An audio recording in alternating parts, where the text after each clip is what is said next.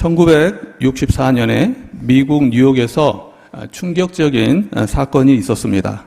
당시 28살이었던 여성 캐서린 제노비스는 일명 키티 제노비스라는 이름을 가지고 있었는데 밤에 귀가하던 중에 거리에서 흉기에 찔려서 도움을 요청했습니다. 그녀의 비명은 인근 아파트의 많은 주민들이 들었지만 아무도 밖으로 나와서 그녀를 돕지 않았습니다. 나중에 조사한 바에 따르면 목격자가 최소한 38명이나 되었습니다. 더 충격적인 사실은 범인이 도망쳤다가 몇 차례 다시 돌아와서 그녀를 반복적으로 공격했음에도 불구하고 끝내 누구도 행동하지 않았다는 점입니다. 결국 키티는 외면 속에서 생명을 잃고 말았습니다. 이 사건은 미국 내에서 큰 충격을 주었습니다. 이후 심리학자들은 이 현상을 가리켜서 방관자 효과 혹은 책임 분산이라고 명명했습니다. 많은 사람이 함께 있을수록 개인은 누군가는 하겠지라는 생각에 오히려 책임감을 느끼지 않게 된다는 것입니다. 내가 아니어도 괜찮겠지. 누군가가 도와줄 줄 알았다. 말들이 이 비극을 깊게 만들었던 것입니다. 이 사건은 사람의 본연의 죄성에 대해서 생각하게 합니다. 책임을 외면한 자리에서 참된 사랑이 존재할 수 있을까? 우리 그 내용에 대해서 오늘 묵상하고 생각해 봤으면 좋겠습니다. 사랑하는 여러분, 이 사건을 통해서 무관심과 방관은 결국 더 큰 죄라는 사실을 알게 됩니다. 그리고 그 결과는 파괴로 이어지게 된다는 거죠. 그런데 성경 본문은 우리에게 구하는 조금 다른 모습의 유다를 보여줍니다. 바로 창세기 44장에 등장하는 유다의 모습을 통해서 정말 그는 과거의 잘못을 직면하고 또 도망치지 않고 자신의 역할을 받아들이며 또 자신이 그 짐을 지겠다고 고백하고 있습니다. 창세기 44장 33절의 말씀을 다 같이 한번 읽겠습니다. 시작. 이제 주의 종으로 그 아이를 대신하여 머물러 있어 내 주의 종이 되게 하시고 그 아이는 그의 형제들과 함께 올려 보내소서. 그렇다고 유다가 처음부터 담대했던 것은 아닙니다. 그는 여전히 연약했지만 큰 용기를 내어서 한 걸음을 내딛고 있다는 사실이에요.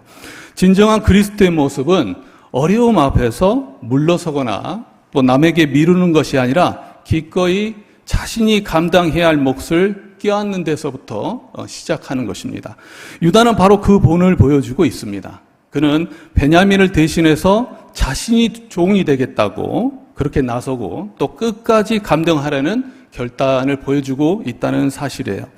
그런데 이러한 책임의 문제는 단지 한 사람의 성격이나 또 상황의 선택만으로 설명되지는 않습니다. 더 깊은 차원에서 이것은 우리 사람들의 죄성과 관계에 있다는 거죠. 인간은 본래 책임을 회피하는 경향이 있습니다. 성경은 그 첫 사례로 아담과 하와의 이야기를 보여주고 있어요. 창세기 3장에서 하나님은 아담에게 이렇게 묻습니다. 내가 먹지 말라 한 그 나무 열매를 내가 먹었느냐? 근데 어떻게 대답했습니까? 하나님이 주셔서 나와 함께 있게 하신 여자, 그가 내게 주므로 내가 먹었습니다. 하와 역시 핑계를 댄다는 거죠. 뱀이 나를 꿰므로 내가 먹었습니다. 라고 대답한다는 거예요. 아담은 하나님과 하와에게 또 하와는 뱀에게 탓을 돌렸습니다. 결국 누구도 자신의 잘못을 솔직히 인정하거나 회개하지 않았다는 점이에요. 죄를 고백하기보다는 서로 잘못을 떠넘기고 자기만은 무관하다라고 주장하고 있다는 사실이에요. 이 장면은 인간 내면 깊숙이 자리 잡은 책임 회피의 본성을 적나라하게 보여주고 있습니다. 그리고 그 결과는 에단 동산에서 추방당하는 비극으로 이어졌습니다. 이러한 일은 이후 시대에도 반복되고 있어요. 그 대표적인 인물이 바로 이스라엘 초대왕 사울이었죠. 사무엘 15장에서 하나님은 사울에게 아말렉을 완전히 진멸하라고 명령하셨습니다. 근데 사울은 좋은 가축들을 남기고 아말렉 왕 아각도 살려두었습니다. 그런데 하나님 말씀에 온전히 순종하지 않았습니다. 그 후에 사무엘이 그 이유를 묻죠. 그런데 사울은 이렇게 대답합니다. 백성이 그리한 것입니다. 좋은 것들을 하나님께 제사하려고 남긴 것입니다. 하나님의 명령을 따르지 않았는데 그것을 백성의 탓으로 돌리고 있는 거예요. 그리고 핑계를 대면서 자신을 정당화하고 있다는 거예요. 책임을 지지 않고 있다는 겁니다. 여러분, 아담과 하와 그리고 사울 왕의 이야기를 보면 한 가지 공통점이 있습니다. 그들은 자신이 지은 잘못을 솔직하게 인정하지 않고 있다는 점이에요. 오히려 책임을 다른 사람에게 돌리고 변명을 하고 잘못을 감추려고 하고 있다는 점입니다. 하지만 그러한 태도는 결국 더 큰 문제를 만들게 되었습니다. 하나님과의 관계를 멀어지게 했고 공동체 안에서도 혼란과 아픔이 생겼고 잘못을 숨기려는 마음 또 책임을 피하려는 자세는 그 마음속 깊은 죄된 본성을 나오게 했다는 거예요. 드러나게 했다는 점입니다. 그렇다면 우리는 이렇게 생각할 수 있습니다. 죄를 짓지는 않았지만 만약에 정의를 외면하는 경우는 어떨까? 그냥 정의에 대해서 회피하는 경우는 어떨까? 사람들은 때론 이렇게 생각합니다.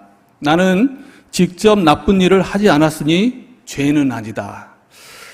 책임을 회피하면 죄를 피하는 것이다 라고 여기는 것이죠.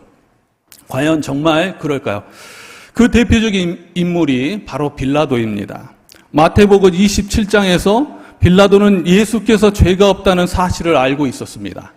하지만 군중의 압력과 또 자신의 정치적 자리를 지키기 위해서 결국 예수님께 십자가형을 선고했습니다. 그리고 그는 사람들 앞에서 손을 씻으면서 이렇게 말했습니다. 마태복음 27장 24절의 말씀을 보면 다 같이 한번 읽어볼게요. 시작. 물을 가져다가 무리 앞에서 손을 씻으며 이르되 이 사람의 피에 대하여 나는 무죄하니 너희가 당하라. 그러나 정말로 빌라도가 무죄했을까요? 그는 죄 없는 예수님을 살려낼 수 있는 자리에 있었습니다. 정의를 실현할 수 있는 권한이 있었지만 그는 책임을 외면하고 결국 침묵과 회피로 죄 없는 이의 죽음에 동참하게 됐다는 거예요. 양심으로는 옳고 그름을 알았지만 그는 끝내 행동하지 않았습니다. 자신이 내린 결정의 무게를 다른 사람에게 떠넘기고 스스로는 깨끗하다고 그렇게 여겼습니다. 그러나 손을 씻는다고 해서 죄의 짐이 사라지는 건 아니에요. 오히려 빌라도는 두려움과 타협으로 인해서 하나님의 아들을 십자가에 내어준 결정적인 인물이 되어버렸습니다. 오늘 본문에 나오는 유다의 모습은 마치 멋진 영웅담처럼 화려하거나 극적인 장면은 아닙니다. 눈부신 기적이 일어나는 것도 아니고 어쩌면 누군가에게는 그리 인상적인 장면은 아닐 수도 있습니다. 그러나 그 속에는 오히려 더 깊은 진리가 숨어 있다는 점이에요. 유다는 평범한 한 사람이었습니다. 과거에 잘못이 있었고 완벽하지 않았습니다. 하지만 그는 도망치지 않았고 그러나 단단한 용기로 자기 몫을 감당하며 사랑을 실천했습니다. 그의 고백은 화려하지 않지만 진심이 담겨 있었다는 거예요. 그런데 우리는 이 유다란 이름을 들을 때마다 생각나는 장면이 있습니다. 우리는 그 과거를 쉽게 잊을 수 없습니다. 요셉을 구덩이에 던지고 은 20에 팔았던 형입니다. 이기적이고 무책임한 사람이라는 이미지가 아직도 우리의 마음에 담고 있다는 거예요. 그 이미지가 쉽게 가시지 않는다는 거예요. 그러나 바로 그 지점에서 우리는 복음을 바라보게 되는 거예요. 하나님은 과거가 아니라 우리가 누구인지 그리고 어디를 향해서 나아가고 있는지를 보신다는 사실입니다. 유다는 처음부터 믿음직한 인물은 아니었습니다. 아버지의 슬픔에도 무감각했고 동생보다 자신의 이익을 우선시하며 죄를 침묵으로 덮었던 사람이었습니다. 그러나 그의 인생의 변화는 며느리 다말의 사건에서부터 우리는 알아볼 수가 있어요. 자신의 죄가 드러났을 때 유다는 변명하거나 회피하지 않고 이렇게 고백합니다. 창세기 38장 26절입니다. 그는 나보다 옳도다. 당시에는 의례적인 행동이었습니다. 고백하지 않아도 될 행동이었습니다. 그러나 그는 솔직히 며느리 다말에게서 내가 옳다 인정하고 모든 책임을 지기로 결단한 거야. 오늘 본문에서도 요셉 앞에서 유다는 자기 입장을 변명하기보다 가족의 상황을 진심으로 설명하고 자신을 내어주는 결단을 내리고 있습니다. 유다는 장자도 아니었고 흠없는 인물도 아니었습니다. 실수도 많았고 과거에 잘못된 선택을 한 사람이었습니다. 하지만 그는 과거에 머무르고 있지 않았다는 사실이에요. 죄를 덮지 않았고 상황을 외면하지 않았습니다. 오히려 책임지는 자리로 나아가고 회복의 길을 여는 사람이 되었다는 거예요. 그렇다면 우리는 오늘 본문에서 유다의 어떤 면을 특별히 주목해야 됐을까요? 그는 첫 번째, 아버지의 아픔에 진심으로 공감할 줄 아는 사람이 되어 있었습니다.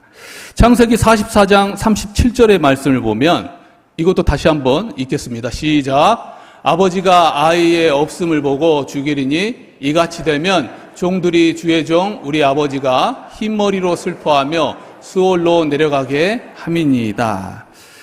예전에는 남의 고통에 무감각했던 그였습니다. 이제는 요셉 앞에서 반복해서 또 아버지의 슬픔에 대해서 이야기하고 있다는 거예요. 아버지의 슬픔을 대변하고 있다는 거죠. 아버지가 겪게 될 상실의 고통을 자신의 일처럼 여기면서 그 슬픔을 막기 위해서 자신이 대신 붙잡히겠다고 그렇게 나서고 있는 모습을 보여주고 있다는 거예요. 그뿐 아니라 그는 형제를 향한 깊은 사랑과 헌신으로 변화되었습니다. 한때는 동생 요셉을 은 20에 팔며 자기 이익만을 따졌던 사람이었지만 이제는 베냐민을 향해서 베냐민을 위해서 자신의 자유를 내어놓은 만큼 성숙해 된 사람이 되었다는 거예요. 창세기 44장 33절의 말씀을 보면 이제 주의 종으로 그 아이를 대신하여 머물러 있어 내 주의 종이 되게 하시고 그 아이는 그의 형제들과 함께 올려 보내소서. 감정적인 후회에 머물지 않고 과거의 잘못을 인정하며 또 삶의 회복의 열매를 맺기 시작한 거야. 더 이상 자기 중심적인 사람이 아니라 형제를 위해서 또 자신을 내어주는 사랑의 사람이 되어가고 있었다는 것입니다. 성경은 이와 같은 책임감 있는 삶을 살아낸 사람들의 모습들을 보여주고 있어요. 제자 중에서 베드로는 두려움 속에 책임을 회피했지만 나중에 복음의 책임을 지는 담대한 사람으로 변화되었습니다. 바울 또한 과거에 죄가 있었습니다. 그렇지만 그것을 부인하지 않고 오히려 간증으로 그것을 사용하였고 또 복음의 사명을 다하는 그러한 헌신적인 사람이 되었다는 거예요. 그리고 하나님은 이러한 유다의 돌이킴과 변화된 삶 위에서 놀라운 은혜를 부어주십니다. 그 결과 이스라엘 위대한 왕 다윗이 유다 지파에서 태어났고 궁극적으로 인류의 구원자 되신 예수 그리스도께서 유다 지파의 사자로 이 땅에 오시게 됐다는 거예요. 요한계시록 5장 5절은 이렇게 선포합니다. 유대 지파의 사자 다윗의 뿌리가 이겼으니. 유다는 자기 한 사람의 인생이 아니라 그 후손까지도 또 하나님의 복을 받는 축복의 통로가 되었습니다. 물론 우리는 여기서 생각해야 됩니다. 유다의 행동 하나로 그 복을 얻었다라고 우리는 단정할 수 없습니다. 무엇보다 중요한 것은 하나님께서 유다를 주권적으로 선택하셨다는 사실이에요. 창세기 49장에서 야곱은 죽기 전에 유다를 왕권의 지파로 축복하고 또 메시아의 오심을 예언했습니다. 하나님의 선택은 전적으로 주권적이고 그 뜻은 반드시 이루어집니다. 그러나 여기서 우리가 주목해야 될 사실은 유다의 변화된 삶은 그 선택을 실현하는 통로가 되었다는 사실이에요. 그의 고백과 헌신은 단순한 인간적인 반성에 머무르지 않았고 그것은 하나님의 마음을 이해하고 그 부르심에 응답한 믿음의 표현이었습니다. 다시 말해서 하나님의 은혜는 무책임한 삶 위에 임하는 것이 아니라 돌이킴과 결단의 자유에 부어지는 것을 믿습니다. 유다의 삶은 그 사실을 분명히 보여주고 있다는 거예요. 하나님은 회개하는 자를 붙드시고 책임을 다하는 자를 통해서 그분의 역사를 이루십니다. 그리고 지금 이 시간 우리의 삶에도 그러한 동일한 은혜가 부어지기를 소망합니다. 유다의 책임지는 모습은 단지 개인적인 회개에서는 끝나지 않았습니다. 그의 변화는 형제를 대신하여서 또 중보의 자리로 이어졌습니다. 자신의 죄를 인정하고 책임지는 마음은 결국 다른 사람의 생명을 위해서 자신을 내어주는 사랑으로까지 발전하게 된 거예요. 이러한 모습은 우리 구약의 모세에게도 발견할 수 있습니다. 모세는 하나님의 부르심을 따라서 또 이스라엘 백성을 애굽에서 인도해낸 지도자였습니다. 그는 백성이 하나님께 죄를 범했을 때조차 그 죄를 외면하거나 책임을 떠넘기지 않았습니다. 오히려 하나님 앞에 중보자로 나섰다는 거예요. 그리고 이렇게 간구합니다. 출애굽기 32장 32절의 말씀을 보면 다 같이 읽겠습니다. 그러나 이제 그들의 죄를 사하시옵소서. 그렇지 아니하면 원하건대 주께서 기록하신 책에서 내 이름을 지워버려 주옵소서. 모세는 자신의 생명보다 백성의 구원을 먼저 생각하는 사람이었습니다. 자신의 이름이 지워지는 한이 있더라도 그가 하나님께 백성을 용서해달라고 간절히 기도한 것은 책임지는 마음과 또 사랑하는 마음이 하나 된 모습이었습니다. 그리고 이제 우리는 이 모세와 유다의 모습에서 궁극적인 한 분을 바라보게 됩니다. 바로 중보자 예수 그리스도시죠. 예수님은 아무런 죄가 없으심에도 불구하고 죄인인 우리를 대신해서 십자가의 책임을 지셨습니다. 우리가 죄로 인해서 죽을 수밖에 없었는데 주님은 친히 하나님 진노 앞에 서셨다는 것입니다. 우리를 아버지께로 데려가기 위해서 자신의 생명을 아낌없이 내어주신 것입니다. 이것이 바로 복음이라는 거예요. 이것이 진정한 책임이고 완전한 중보의 사랑이랍니다. 자신이 대신 갇히고 대신 희생하면서 누군가를 살리려 한 유다의 모습은 바로 예수님의 사랑을 떠올리게 합니다. 마치 십자가에서 우리를 위해서 희생하신 모습을 미리 보여주는 것 같습니다. 예수님은 유다보다 더 완전한 중보자로서 우리를 위해 죽으셨고 우리 대신 형벌을 받으셨으며 우리를 다시 아버지 품으로 인도하셨습니다. 그렇다면 우리는 그 사랑에 반응해야 된다는 것입니다. 책임을 피하지 않고 누군가를 위해 기꺼이 짐을 지는 중보의 삶으로 우리는 나아가야 합니다. 그 책임은 멀리 있는 것이 아닙니다. 바로 곁에 있는 사람들, 가족, 친척, 친구들, 그리고 내가 속한 공동체를 향한 마음에서부터 시작될 수 있다는 거예요. 바로 유다가 베냐민을 생각했듯이 베냐민 대신 자신이 희생하겠다고 결단했듯이 우리도 그렇게 할 수 있다는 거예요. 그들을 하나님의 눈으로 바라보는 것, 그리고 그들의 구원을 위해서 기도하고 손 내미는 것이 바로 우리가 감당해야 할 책임입니다. 그것이 곧 사랑이고 복음을 살아내는 삶입니다. 사랑하는 여러분, 말씀을 맺고자 합니다. 오늘 우리는 유다의 변화된 고백을 통해서 그리스도인으로서 살아가는 데 있어 반드시 붙들어야 될 책임이라는 가치를 깊이 생각해 보았습니다. 그 말씀을 앞에 놓고 우리 삶을 돌아보기를 원합니다. 책임을 외면하고 사랑을 피하고 싶을 만큼 연약한 우리를 향해서 하나님은 말씀하고 계시다는 거예요. 그리고 묻고 계시다는 거예요. 우리 각자를 향해서 우리의 잘못에 대해 피하고 있는 건 아닌지, 그리고 타인에 대해서 누군가의 고통에 대해 외면하고 있는 것은 아닌지, 그리고 세상에 대해서 세상을 향한 하나님의 마음에 무관심한 건 아닌지, 그리고 구원받지 못한 사람들을 향해서 침묵하고 외면하고 있는 것은 아닌지, 어쩌면 누군가는 하겠지라는 말 뒤에 숨어 있는 것은 아닌지. 삶은 때때로 우리를 외면하게 만듭니다. 너무 힘들고 너무 복잡해서 아무것도 하지 않는 것이 편하게 느껴질 때도 있습니다. 그러나 사랑은 언제나 책임을 동반합니다. 진짜 사랑은 도망가지 않습니다. 끝까지 품고 기다리고 대신 짊어집니다. 예수님이 그랬습니다. 우리가 죄에 빠져 있을 때 우리를 대신해 십자가를 지셨습니다. 변명하지 않으시고 외면하지 않으시고 침묵 속에서도 사랑을 책임지셨습니다. 그 책임이 곧 우리를 향한 하나님의 사랑이라는 거예요. 세상은 여전히 책임을 회피하고 잘못을 합리화하고 사랑보다는 자기 유익을 앞세우지만 예수님의 사랑을 생각한다면 우리는 더 이상 예전처럼 살 수 없습니다. 책임은 무거운 짐이 아니라 누군가를 살리는 통로라는 사실입니다. 우리는 모두 불완전합니다. 그러한 존재라는 거예요. 다른 일을 위해서 책임지고 희생하며 사는 삶은 결코 쉬운 일이 아닙니다. 하지만 우리가 이 길을 걸을 수 있는 이유는 예수 그리스도께서 먼저 우리를 위해서 무거운 책임을 지셨다는 사실 때문이에요.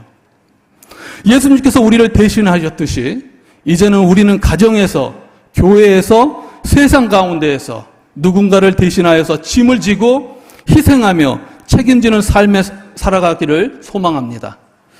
유다처럼 정직하게 돌이키고 또 모세처럼 누군가를 위해서 울며 기도하고 또 예수님처럼 끝까지 사랑하며 살아가는 복된 인생 되시기를 주님의 이름으로 축원합니다.